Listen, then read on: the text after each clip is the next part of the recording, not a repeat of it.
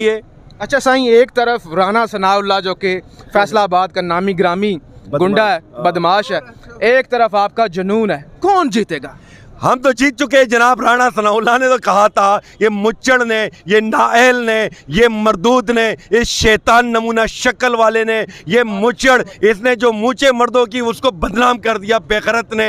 ये बेगरत नस्ल, इसने तो कहा था कि 8 बंदा भी जो है मेरे से डी चौक नहीं पहुंच सकता। आज तो ये देख ले काफले, इन्होंने पुलिस स्टेट बना दी थी इस्लामाबाद को, पूरा शेल लगा लगा के रबड़ गोले मार मार कर भी जो ये लोगों का जुनून नहीं रोक पाए। ये देख रहे ठाटा मारता हुआ लोग आ रहे हैं, ये समंदर आ रहा है आवाम का। अगर ये इतनी रुकावटें ना करते तो फिर यकीनन इमरान खान ने तो 20 लाख आवाम को बुलाया था, 50 लाख लोग आ जाते। और ये आप देखते ये सैलाब के जो है वायर तक, नेशनल हाईवे तक, मोटरवे तक ये आवाम नजर आते हैं। ये रोकेंगे, ये जुनून को रोकेंगे।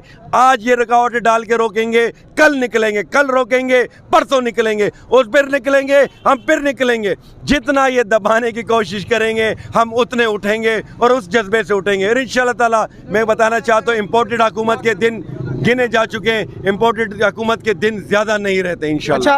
अच्छा, आप क्योंकि सिंध से आए हुए हैं, वो दिखाते हैं। खान साहब की बहन भी आ गई। अच्छा आ रही हैं। ये जरदारी के थोड़े बारे में ज़रूर मैं जानना चाहता हूँ, क्योंकि आप सिंध से हैं, तो सिंध के अंदर क्या तरक्की, क्या डेवलपमेंट, क्या सूरत हाल है? जनाब, वो सिंध की तरक्की तो जो चीफ जस्टिस ने खुद कहा था, जो अपना जरदारी की जो बहन थी फरियाल टालपुर, उसके लिए तो चीफ जस्टिस ने कहा था कि डाइन भी 100 घर छोड़ के डाका मारती है, डाइन भी 100 घर छोड़ के जो है माल खाती है।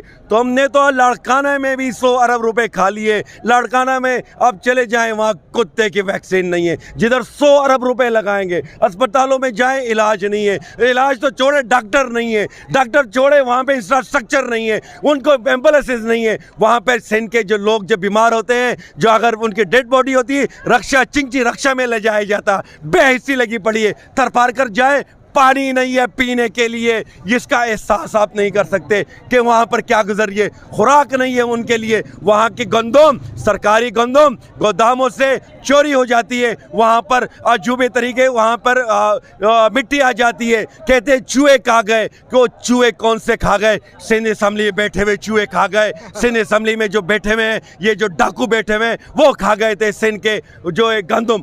और दूसरा जो जरदारी कर रहा है, ये इम्पोर्टेड हुकूमत का जो ये वज़ीर ख़ारजा जो बना हुआ है, जो आज तक शहबाज शरीफ को घसीटने की बातें करते थे, उनका तर्जुमान जो बिलावल बना हुआ है, वो सिंध में हमारे वर्करों को गिरफ्तार कर रहे हैं। वहाँ सिंध पुलिस भी हमारे वर्करों पर हाथ डाल रही है, तशद्दुद कर रही है।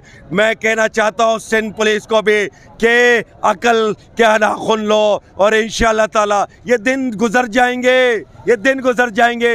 इधर हिसाब नहीं तो वहाँ हिसाब देना होगा, और वहाँ हम गिरबान पकड़ कर तुमसे हिसाब लेंगे इंशाअल्लाह। बहुत शुक्रिया जी। मैं ये कहना चाहता हूँ कि आप जैसे बेशक 20 लाख ना आए, आप जैसे 20 भी हो जाएं, वही काफ़ी हैं।